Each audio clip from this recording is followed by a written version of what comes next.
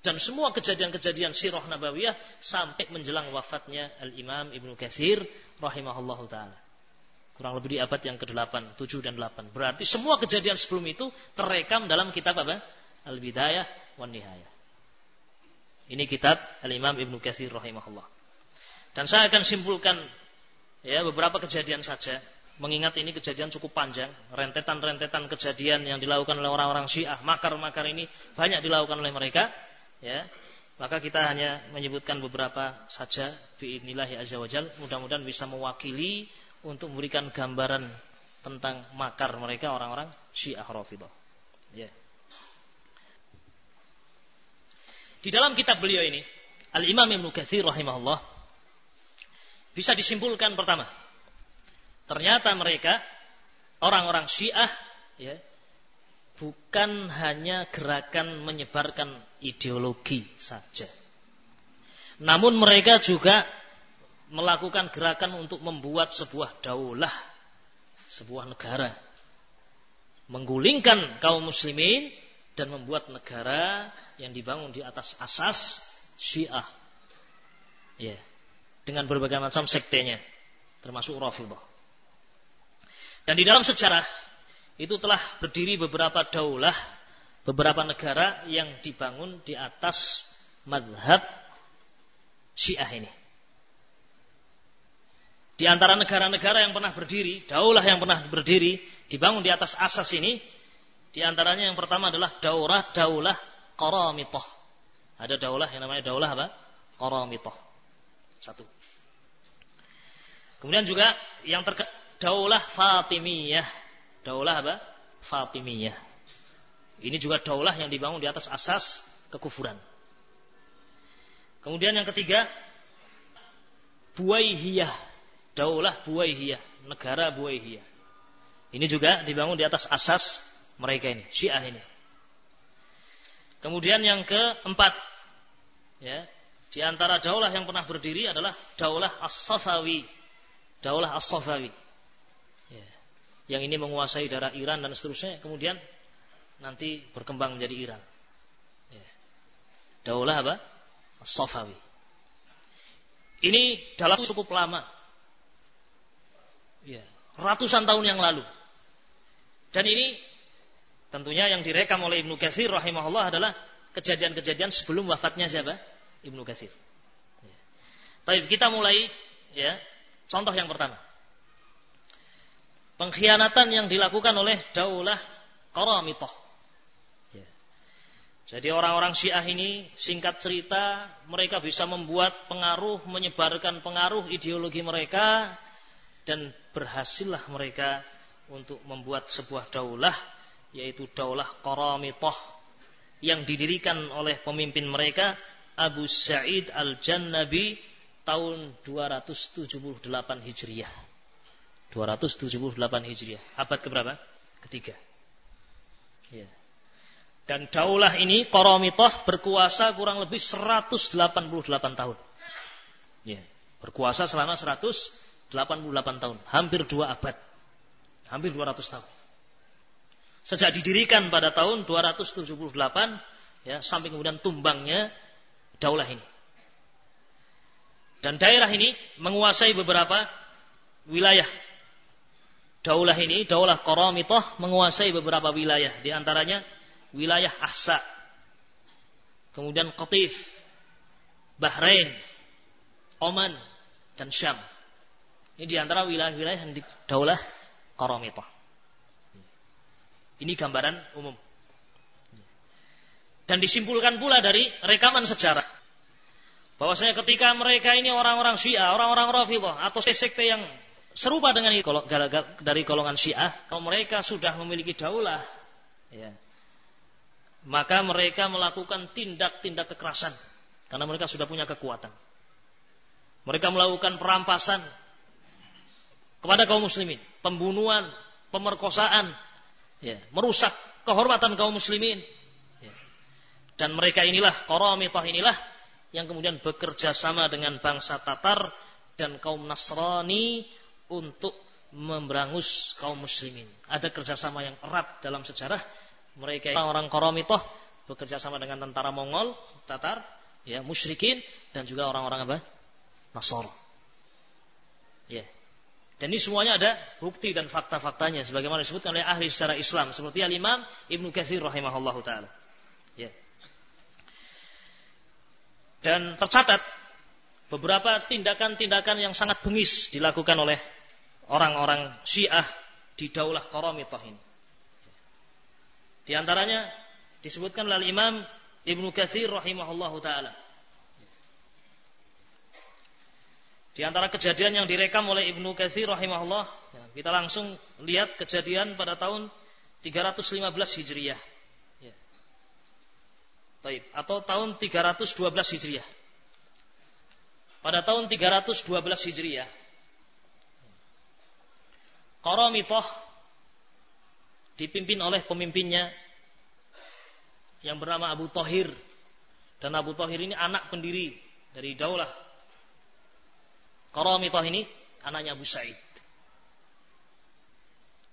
Dia memimpin sejumlah pasukan Syiah untuk menyerang jamaah haji dari Baghdad setelah kepulangan mereka dari ibadah haji.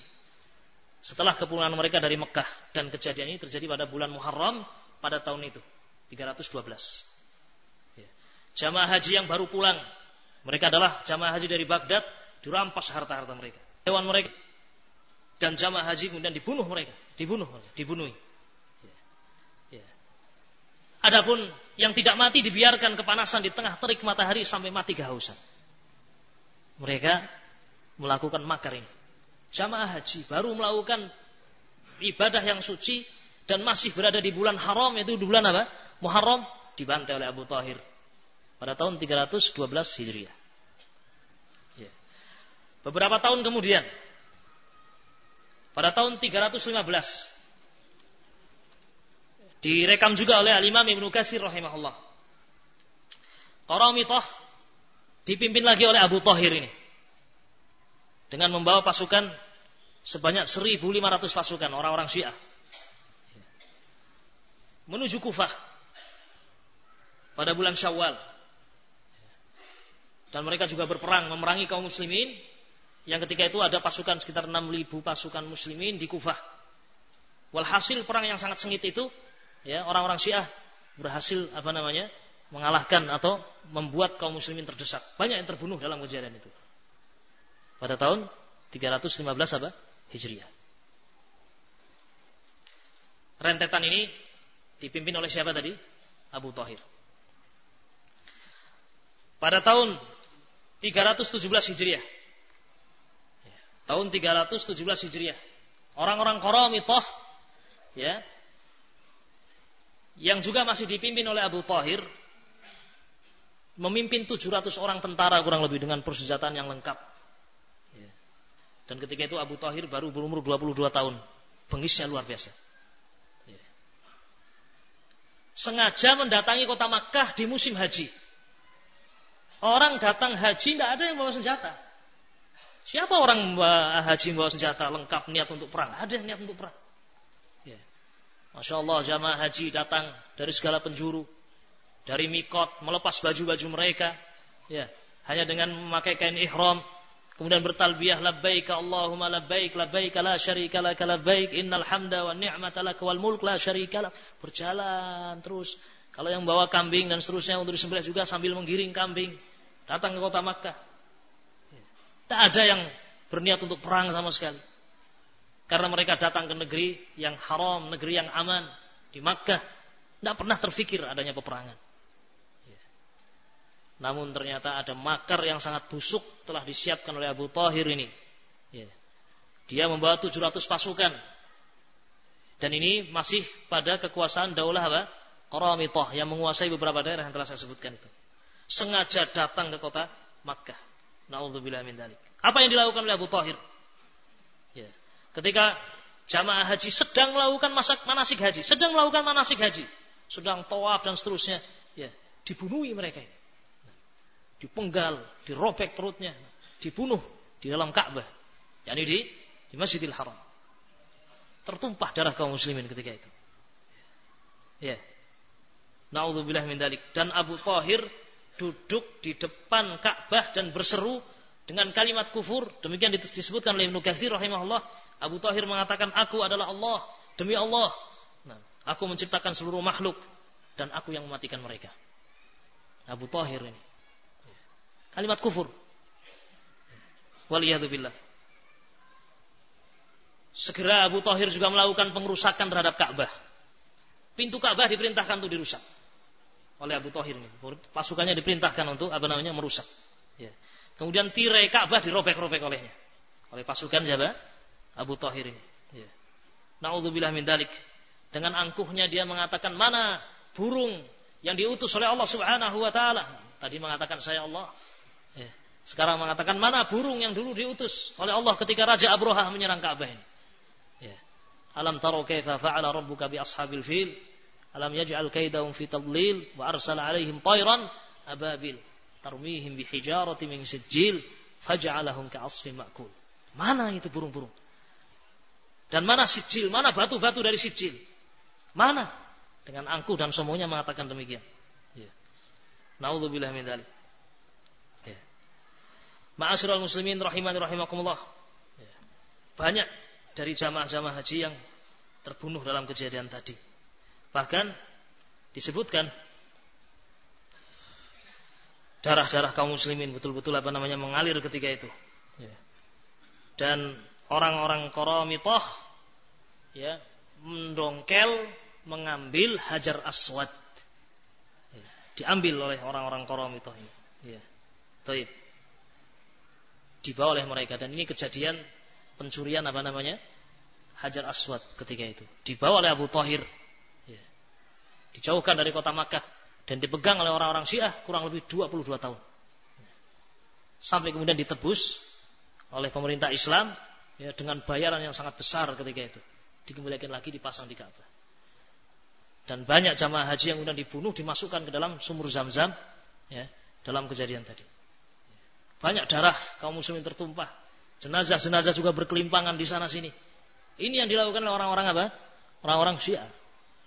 Daulah Qaramithah ketika itu. Ya. Na'udzubillah min dzalik. Ya. Ini apa yang disebutkan oleh Imam Ibnu Qayyim Imam Ibnu Katsir rahimahullah di dalam Al-Bidayah wan Nihayah. Dan ini semuanya rentetan kejadian ketika orang-orang Syiah memiliki kekuasaan dalam daulah apa tadi? Qaramithah. Daulah Qaramithah. Ya. Kemudian mereka juga punya daulah yang lain. Ya. Ya. Yaitu daulah Fatimiyah. Ya. Daulah Fatimiyah. Ya. Taib. Dan daerah Fatimiyah ini daerah atau wilayah yang dikuasai adalah daerah Mesir. Mesir ini kekuasaan daulah Fatimiyah. Ya. Taib. Tidak kalah parahnya juga. Daulah Fatimiyah ini banyak melakukan banyak melakukan makar-makar terhadap Islam. Daulah Fatimiyah berdiri pada tahun 287. Ya, ketika itu berpusat di Maroko. Ya. Kemudian setelah itu pindah ke Mesir.